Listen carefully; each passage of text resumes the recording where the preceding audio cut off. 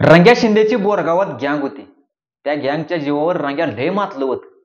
कोंबडं गाव दे, बोकाड गाव दे, बिना पैसे देता घेऊन जायचं. पैसे मागेल तर मार द्यायचं, खलास करीन म्हणायचं. गावातल्या आया बहिणीवर त्याची वाईट नजर होती.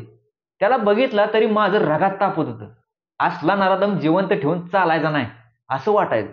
गावातलं पुढारी बी त्याला भेट होतं. मग मॅच शेवटी त्याला संपवला. तावबसनं म्या ठरवलं, आता इथून पुढं आपण पण त्याच रस्त्याने जायचं. जो गरिबांना त्रास देईल त्याला संपवायचा, ज्याला कोणी नाही त्याला आपण व्हायचं. माणसं आज बी भेटली तरी रडतात, पाया पडतात असं आप्पाने सांगितलं होतं. पण आजही कोणाला अडचणी, त्रास, छळ होत असला तर आप्पा महाराज त्यांना न्याय देतात. आता तुम्ही म्हणाल ते कसं? बापूबीर वाटेगाव तर या जगात नाहीत, पण मंडळी हे खरं आहे. आप्पा महाराज आपल्या नातवाच्या रूपानं गोरगरिबावरचं कसलं बी संकट दूर करतात. बापूबिरू वाटेगावकर यांचे नातू अनिल वाटेगावकर उर्फ अण्णा महाराज आप्पांच्या विचारांचा वारसा पुढे चालवत असतात. म्हणून तर म्हणलं, आप्पांची दहशत अजून कायम आहे. मंडळी, या व्हिडिओमधून आपण बापूबिरू वाटेगावकर यांचे नातू अनिल वाटेगावकर उर्फ अण्णा महाराज यांनी आप्पा महाराजांच्या विचारांचा वारसा कसा सुरू ठेवलाय यावर बोलणार आहोत. नमस्कार, मी सचिन आणि तुम्ही पाहताय मानदेश प्राईम. जर हा व्हिडिओ तुम्ही यूट्यूबवर पाहत असाल तर सबस्क्राईब करा आणि फेसबुकवर पाहत असाल तर फॉलो करा. डोक्यावर पिवळं मुंडास, कपाळाला भांडारा, पांढऱ्या दाढी मिश्या आणि खांद्यावर काळी घोंगडी घातलेले बापूबिरू वाटेगावकर त्यांनी केलेल्या पहिल्या खुनाची कथा रंगून रंगून सांगायचे. हे व्हिडिओ यूट्यूब आणि फेसबुकवर लोकांनी हजारो वेळा पाहिलेत. त्यांच्या मृत्यूनंतर हे व्हिडिओ पुन्हा पुन्हा पाहिले गेले होते.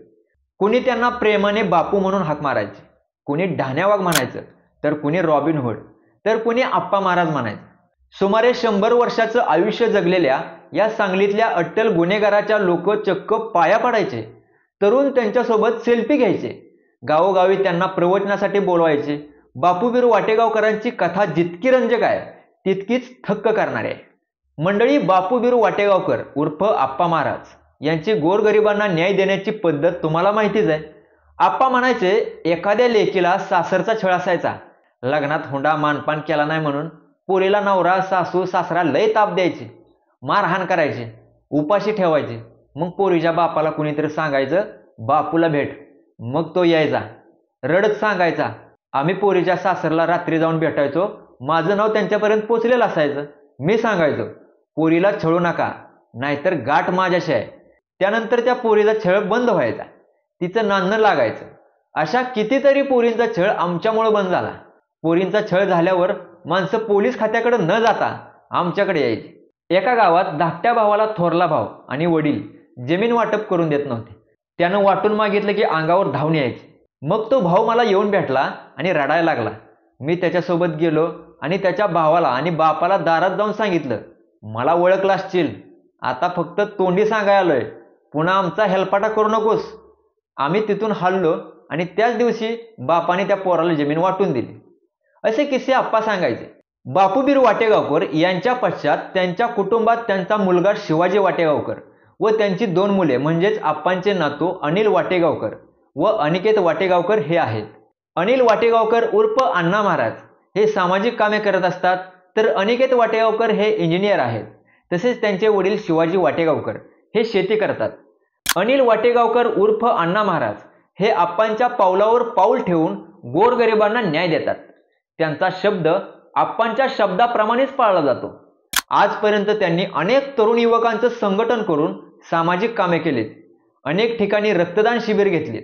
बापूबिरू वाटेगावकर यांच्या नावाने संस्था सुरू करून त्या माध्यमातून महाराष्ट्रभर समाज उपयोगी कामं सुरू केलीत. आम्ही त्यांना फोन करून विचारलं की आप्पा महाराजांचा जसा जनता दरबार भरायचा त्यामध्ये अनेक लोकांच्या अडचणी दूर व्हायच्या, तसा आज ही जनता दरबार भरतो का? त्यांनी उत्तर दिलं की जनता दरबार भरत नाही, पण लोक फोन करून अडीअडचणी सांगत असतात, भेट घेतात आणि मी त्यांना योग्य मार्गदर्शन करतो. जर माझ्याकडून अडचण नाही सुटली तर न्यायालयाच्या माध्यमातून मी त्यांना मदत करतो. सकाळी उठल्यापासून झोपेपर्यंत मला महाराष्ट्रातून फोन येतात आणि मी सर्वांना वेळ काढून बोलतो, असं ते म्हणाले. बापूबिरू वाटेगावकर यांचं भव्य स्मारक बोरगाव येथे उभं करण्याचं काम सुरू आहे. लवकरच या स्मारकाचं उद्घाटन होणार आहे. तसेच आप्पा महाराजांच्या जीवनावर सिरियल सुरू करण्याचाही विचार आहे, असे ते बोलताना म्हणाले. त्यांच्यासोबत त्यांचे सहकारी हे कायम त्यांच्यासोबत असतात.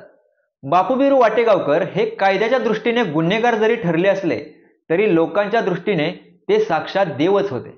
त्यांच्या आध्यात्मिक वृत्तीने त्यांची प्रतिमा पूर्णपणे बदलून गेली होती. फरार असलेल्या काळात एकदा ते बहेबोरगावच्या रामलिंग बेटावर गेले होते. सोबत 4 साथीदार होते. मध्यरात्रीच्या सुमारास रामाचे दर्शन घेण्यासाठी पुजाराला उठवले तेव्हा स्वामी जोगळेकर महाराज मंदिरात भेटले. जोगळेकर महाराजांनी त्यांना माळ दिली. मांसाहार मस्तीची वस्तू आहे, व्यसन सोड आणि पैशाचा मोह करू नको असा सल्ला त्यांनी दिला. यानंतर त्यांनी मांसाहार आणि व्यसन केलेच नाही. जन्मठेपेच्या काळात आध्यात्मिक वृत्ती आणखी वाढली. अभंग तोंडपाठ झाले. गुन्हेगारी वृत्तीच्या लोकांची संगत सुटली. तुरुंगातून बाहेर पडल्यानंतर त्यांच्यात अंतर्बाह्य बदल झाला होता. गावागावात प्रवचने देऊ लागले. खून केलेल्या गुंडांचे कारनामे सांगून त्यांनी समाजात स्वतःबद्दल सहानुभूती निर्माण केली होती. अन्यायाविरोधात लढणारा ढाण्या वाघ अशी त्यांची प्रतिमा निर्माण झाली होती. वयाच्या 96व्या वर्षी 16 जानेवारीला हा सारा थरारपट संपला. परंतु त्यांच्या मागे त्यांचा नातू अनिल वाटेगावकर हे त्यांचा सामाजिक वारसा सुरू ठेवत आहेत. मंडळी, व्हिडिओ कसा वाटला हे कमेंटमध्ये नक्की सांगा आणि आपल्या चॅनलला सबस्क्राईब नक्की करा. धन्यवाद.